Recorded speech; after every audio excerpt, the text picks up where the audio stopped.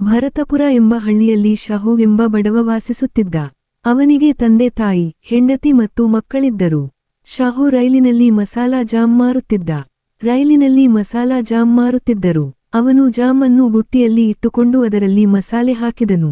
ಒಂದು ಮಸಾಲಾ ಜಾಮ್ ತೆಗೆದುಕೊಳ್ಳಿ. Sir, masala jam ತೆಗೆದುಕೊಳ್ಳಿ. ಮೇಡಂ, ರುಚಿಕರವಾದ ಮಸಾಲಾ ಜಾಮ್ ತೆಗೆದುಕೊಳ್ಳಿ.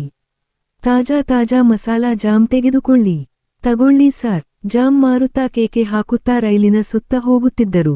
ಜಾಮ್ ಅನ್ನು ತುಂಡುಗಳಾಗಿ ಕತ್ತರಿಸಿ ಅದರ ಮೇಲೆ ಮಸಾಲೆಗಳನ್ನು ಸಿಂಪಡಿಸಿ ಖರೀದಿದಾರರಿಗೆ ನೀಡುತ್ತಿದ್ದರು. ಇದು ತುಂಬಾ ರುಚಿಯಾಗಿತ್ತು ಮತ್ತು ಅನೇಕ ಪ್ರಯಾಣಿಕರು ನಿವಾಸದಿಂದ ಬಂದು ಹೋಗುತ್ತಿದ್ದರು. ಅದರಿಂದ ಬಂದ ಹಣವನ್ನು ಕೊಂಡು ತಿನ್ನುತ್ತಿದ್ದರು. ಮನೆಗೆ ಬಂದು ಹೆಂಡತಿಗೆ ಕೊಡುತ್ತಿದ್ದ.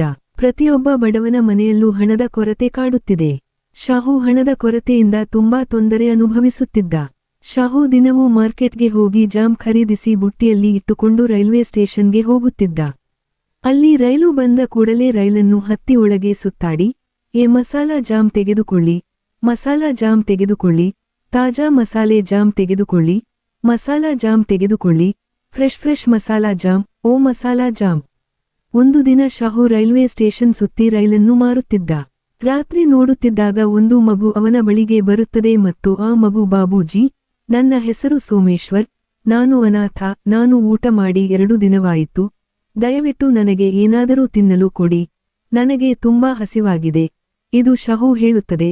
ಮಗು ಅವನಿಗೆ ಜಾಮ್ ನೀಡುತ್ತದೆ. ಅವನು ತನ್ನ ಹಸಿವನ್ನು ತಣಿಸುತ್ತಾನೆ. ನಂತರ ಮಗುವು ಜಾಮ್ ತಿಂದು ತನ್ನ ಹಸಿವನ್ನು ತಣಿಸುತ್ತದೆ. ಬಾಬೂಜಿ, ನನಗೆ ಕೆಲಸ ಬೇಕು, ನನಗೆ ಸ್ವಲ್ಪ ಕೆಲಸ ಕೊಡು ಎಂದು ಹೇಳುತ್ತದೆ. ನಗುತ್ತಾ, ಮಗ, ನಾನು ಬದುಕಲು ಜಾಮ್ ಮಾರುತ್ತಿದ್ದೇನೆ. ಈಗ ನಾನು ನಿನಗಾಗಿ ಏನು ಮಾಡಬಲ್ಲೆ ಎಂದು ಹೇಳು. ಕೊಡು ಸೋಮು. ಮಗು, ಹೀಗೆ ಹೇಳಬೇಡ, ಇದು ನಿನ್ನ ಬುಟ್ಟಿ, ನಾನು ಅದನ್ನು ಎತ್ತಿಕೊಳ್ಳುತ್ತೇನೆ. ಈಗ ನೀವು ಮಾರಲು ವಿಫಲವಾದರೆ ನಿಮ್ಮ ಶ್ರಮ ಕಡಿಮೆಯಾಗುತ್ತದೆ. ನಾನು ಮಾರುತ್ತೇನೆ, ನೀವು ನನಗೆ ಕೆಲಸ ಕೊಡಬಹುದು. ಎಂತಹ ದೊಡ್ಡ ವಿಷಯ ಇದು. ಶಾಹು ಹೇಳುತ್ತದೆ, ವಾಹ್, ಚೆನ್ನಾಗಿ ಮಾಡಿದ್ದೇನೆ, ನೀವು ತುಂಬಾ ಬುದ್ಧಿವಂತರು. ಬನ್ನಿ, ಇಂದಿನಿಂದ ನೀವು ನಮ್ಮೊಂದಿಗೆ ಇರಿ. ಸೋಮು ಅವರನ್ನು ನಮ್ಮ ಮನೆಗೆ ಕರೆದುಕೊಂಡು ಬನ್ನಿ. ಸೋಮು ಅವನ ಮನೆಯ ಸದಸ್ಯನಾದ. ಎಲ್ಲರೂ ಅವನನ್ನು ಬಹಳ ಪ್ರೀತಿಯಿಂದ ನೋಡುತ್ತಿದ್ದರು. ಶಾಹು ಮಕ್ಕಳು. ನಾವು ಬೆಳಿಗ್ಗೆ ಅವನೊಂದಿಗೆ ಆಟವಾಡುತ್ತಿದ್ದೆವು. ಶಾಹುವಿಗೆ ಬದಲಾಗಿ ಸೋಮು ಮಾರುಕಟ್ಟೆಯಿಂದ ಜಾಮ್ ಖರೀದಿಸುತ್ತಿದ್ದ.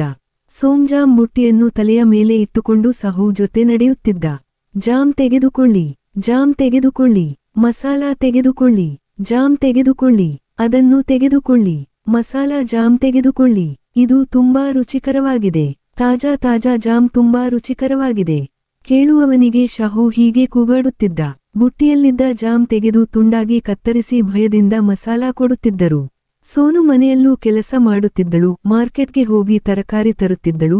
ಶಾಹುವಿನ ಹೆತ್ತವರಿಗೆ ಬಾವಿಯಿಂದ ನೀರು ತರುತ್ತಿದ್ದಳು. ನನಗೆ ಔಷಧಿ ಉಣಿಸುವುದು ಮುಂತಾದ ಎಲ್ಲ ಕೆಲಸಗಳನ್ನು ಮಾಡುತ್ತಿದ್ದರು. ಕೆಲವು ದಿನಗಳ ನಂತರ ಸೋಮುವಿನ ವರ್ತನೆಯಲ್ಲಿ ಬದಲಾವಣೆಯಾಗಿದೆ. ಸೋಮು, ತಡವಾಗುತ್ತಿದೆ, ಮಾರ್ಕೆಟ್ಗೆ ಹೋಗಿ ಜಾಮ್ ತನ್ನಿ. ಸೋಮು ಹೇಳುವುದು ಇದನ್ನೇ. ಬಾಬೂಜಿ, ನನ್ನ ತಂದೆತಾಯಿಗಳು ನನಗೆ ಸೋಮೇಶ್ವರ ಎಂದು ಹೆಸರಿಟ್ಟಿದ್ದಾರೆ. ಅಂದಹಾಗೆ ನೀವು ನನ್ನನ್ನು ಶಾಮು ಎಂದು ಕರೆಯುತ್ತಿದ್ದೀರಿ. ಇದು ಸರಿಯಲ್ಲ. ಇದನ್ನು ಕೇಳಿ ಶಾಹು ಶಾಕ್ ಆಗುತ್ತಾನೆ. ಶಾಹು ಮನಸ್ಸಿನಲ್ಲಿ ಯೋಚಿಸುತ್ತಾ, ಏನು ಬೇರೆ ಮಾತಾಡ್ತಾ ಇದ್ದಾನೆ, ಇವನಿಗೆ ಏನಾಯ್ತು ಅಂತ ಹೇಳ್ತಾನೆ. ಪರವಾಗಿಲ್ಲ, ಸರಿ, ಸೋಮೇಶ್ವರ್ ಜಿ ಮಾರ್ಕೆಟ್ಗೆ ಹೋಗಿ ಜಾಮ್ ತಗೋಬೇಕು. ನೀನು ಹೀಗೆ ಹೇಳುತ್ತೀಯಾ ಸೋಮು, ಪರವಾಗಿಲ್ಲ ಎಂದು ಹೊರಟು ಹೋದ. ನಂತರ ಶಾಹುವಿನ ತಂದೆಯ ತಾಯಿ ಔಷಧಿ ಕೇಳಿದಾಗ ಹೊರಟು ಹೋಗು, ನಿನ್ನ ವಿಷಯವೇನು, 1 ನಿಮಿಷವೂ ಕಾಯಲು ಸಾಧ್ಯವಿಲ್ಲ, ನೀವು ಯಾವಾಗಲೂ ನನ್ನನ್ನು ತೊಂದರೆಗೊಳಿಸುತ್ತಿದ್ದೀರಾ. ಇದನ್ನೆಲ್ಲ ನೋಡಿದ ತಂದೆ ತಾಯಿಗೆ ತುಂಬಾ ಆಶ್ಚರ್ಯ. ಶಾಹುವಿನ ಹೆಂಡತಿಗೆ ಇದು ನಮ್ಮದು, ತರಕಾರಿ ಸಾಮಾನುಗಳನ್ನು ಸಹ ಎಚ್ಚರಿಕೆಯಿಂದ ತನ್ನಿ ಎಂದು ಹೇಳುತ್ತಾರೆ. ನೀನು ಹುಷಾರಾಗಿ ಹೇಳು, ತರುವುದು ನನಗೆ ಗೊತ್ತು. ಇಲ್ಲ, ಇಲ್ಲಿ ತಟ್ಟೆ ಕೊಡು. ಇದನ್ನು ನೋಡಿದ ಆಕೆ ಗಾಬರಿಯಾಗುತ್ತಾಳೆ ಎಂದು ಕೋಪದಲ್ಲಿ ಹೇಳುತ್ತಾನೆ. ಕೊನೆಗೆ ಶಾಹುವಿಗೆ ಶಾಹುವಿನ ಮಗುವಿನ ಮೇಲೂ ಸಿಟ್ಟು ಬರುತ್ತದೆ. ಇದನ್ನು ನೋಡಿದ ಶಾಹು ಈ ರೀತಿ ಬದಲಾಗಿದ್ದಕ್ಕೆ ಕಾರಣ ಹುಡುಕಬೇಕು ಎಂದುಕೊಳ್ಳುತ್ತಾನೆ. ಆ ದಿನ ರಾತ್ರಿ ಶಾಹು ಸೋಮುವಿನ ರೂಮಿನೊಳಗೆ ಇಣುಕಿ ನೋಡಿದಾಗ ಸೋಮು ವಜ್ರದ ಹಾರವನ್ನು ಹಿಡಿದುಕೊಂಡು ರಸ್ತೆಯಲ್ಲಿ ಸಿಕ್ಕಿದ್ದು ನೋಡಿ, ಅದನ್ನು ಮಾರಿದರೆ ನನಗೆ ಕೋಟಿ ಸಿಗುತ್ತದೆ ಎಂಬುದು ಯಾರಿಗೂ ಗೊತ್ತಿಲ್ಲ. ಅವನು ಹೀಗೆ ಯೋಚಿಸುತ್ತಿದ್ದನು. ಆಗ ಶಾಹುವಿಗೆ ಅವನು ಯಾಕೆ ಬದಲಾದನೆಂದು ತಿಳಿಯುತ್ತದೆ. ಮರುದಿನ ಶಾಹು ಸೋಮು ಮನೆಯಲ್ಲಿ ಇಲ್ಲದಿರುವುದನ್ನು ನೋಡುತ್ತಾನೆ ಮತ್ತು ಅವನ ಪೆಟ್ಟಿಗೆಯಿಂದ ಹಾರವನ್ನು ತೆಗೆದುಕೊಂಡು ಹಿಂತಿರುಗುತ್ತಾನೆ. ನಂತರ ಶಾಹು ಸೋಮೇಶ್ವರ್ಜಿಯವರನ್ನು ಕೇಳುತ್ತಾನೆ, ನನಗೆ ನಗರದ ಚಿನ್ನದಂಗಡಿಯಲ್ಲಿ ಕೆಲಸವಿದೆ, ನೀವೂ ಬರುತ್ತೀರಾ? ಅವನು ಹೀಗೆ ಹೇಳುತ್ತಾನೆ. ಚಿನ್ನದ ಅಂಗಡಿಯನ್ನು ಮಾತನಾಡಿಸಿದಾಗ ಅವನಲ್ಲಿ ಒಂದು ಭರವಸೆ ಹುಟ್ಟುತ್ತದೆ. ಅವನು ತಕ್ಷಣ ಹೋಗಲು ಸಿದ್ಧನಾಗುತ್ತಾನೆ. ಅವನು ವಜ್ರದ ಹಾರವನ್ನು ತೆಗೆದುಕೊಂಡು ಅದನ್ನು ತನ್ನ ಜೇಬಿನಲ್ಲಿ ಇಟ್ಟುಕೊಂಡು ಶಾಹುನೊಂದಿಗೆ ನಗರಕ್ಕೆ ಹೋಗುತ್ತಾನೆ. ಸಂಗೀತ ಅಲ್ಲಿ ಚಿನ್ನದ ಅಂಗಡಿಯ ಮುಂದೆ. ಶಾಹು ಸೋಮೇಶ್ವರನಿಗೆ ಹೇಳುತ್ತಾನೆ, ಬಾಜಿ, ನೀವು ಹೋಗು, ನಾನು ಸ್ವಲ್ಪ ದೂರ ತಿರುಗುತ್ತೇನೆ, ಇನ್ನೊಂದು ಚಿನ್ನದ ಅಂಗಡಿ. ಸ್ವಲ್ಪ ಹೊತ್ತಿನ ನಂತರ ಅಂಗಡಿಯ ಮುಂದೆ ನಿಂತಿದ್ದ ಶಾಹುವಿನ ಬಳಿಗೆ ಬಂದು, ಯಾಕೆ ಸಾಹು, ಸೋಮೇಶ್ವರ್ಜಿ, ನೀನು ಹಿಂದೆ ಹೋಗುತ್ತೀಯಾ?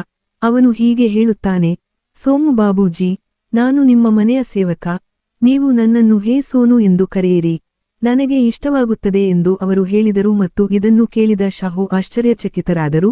ನಂತರ ಸೋಮು ಬಾಬೂಜಿ, ನಾನು ನಿಮಗೆ ಹೇಳಲು ಬಯಸುತ್ತೇನೆ, 1 ವಾರದ ಹಿಂದೆ ನನಗೆ 1 ಕೋಟಿ ರೂಪಾಯಿ ಮಾರಾಟವಾಯಿತು ಮತ್ತು ನಾನು ಮಿಲಿಯನೇರ್ ಆಗುತ್ತೇನೆ. ನಾನು ತುಂಬಾ ಹೆಮ್ಮೆ ಪಡಲು ಪ್ರಾರಂಭಿಸಿದೆ, ದಯವಿಟ್ಟು ನನ್ನನ್ನು ಕ್ಷಮಿಸಿ. ಸೋನಿ ಅಂಗಡಿಯಲ್ಲಿ ಬಾಬೂಜಿ ನನಗೆ ಅದೇ ತೋಳನ್ನು ತೋರಿಸಿದಾಗ ಅವರು ಅದು ನಕಲಿ ಎಂದು ಹೇಳಿದರು ಮತ್ತು ಇಲ್ಲ, ಇದು ನಿಜ ಎಂದು ಹೇಳಿದರು. ನಾನು ಹಾಗೆ ಹೇಳಿದಾಗ 4 ಏಟು ಕೊಟ್ಟು ಓಡಿಸಿದರು. ಸಾಹು, ಅದು ಫೇಕ್ ಅಂತ ಗೊತ್ತು, ನಾನೇ ಹೇಳ್ತಾ ಇದ್ದೀನಿ, ನೀನು ನಂಬಲಿಲ್ಲ, ಅದಕ್ಕೆ ನಿನ್ನನ್ನು ಇಲ್ಲಿಗೆ ಕರೆದುಕೊಂಡು ಬಂದೆ. ನೀವು ಇನ್ನೂ ಚಿಕ್ಕವರು, ನಿಮ್ಮ ಮುಂದೆ ಬಹಳ ದೊಡ್ಡ ಜೀವನವಿದೆ, ನೀವು ಕಷ್ಟಪಟ್ಟು ದುಡಿದು ಸಂಪಾದಿಸಿದರೆ ನೀವು ಅಂತಹ ಅನೇಕ ಹಾರಗಳನ್ನು ಖರೀದಿಸಬಹುದು. ಯಾರೊಬ್ಬರ ಹಾರವನ್ನು ನಿಮ್ಮದು ಎಂದು ಪರಿಗಣಿಸುವುದು ತಪ್ಪು. ಅದು ನಿಜವಾಗಿದ್ದರೆ ಅದನ್ನು ಅದರ ಮಾಲೀಕರಿಗೆ ಹಿಂತಿರುಗಿಸಬೇಕು, ಅದು ನ್ಯಾಯ ಮತ್ತು ಧರ್ಮ ಎಂದು ಭಾವಿಸೋಣ. ಸಂಪತ್ತು ಉಳಿಯಲಿ ಇಲ್ಲದಿರಲಿ, ವ್ಯಕ್ತಿ ಒಳ್ಳೆಯ ಗೌರವದಿಂದ ಬಾಳಬೇಕು. ಇದನ್ನು ಕೇಳಿದ ಸೋಮು ಶಾಹುವಿನ ಕಾಲಿಗೆ ಬೀಳುತ್ತಾನೆ.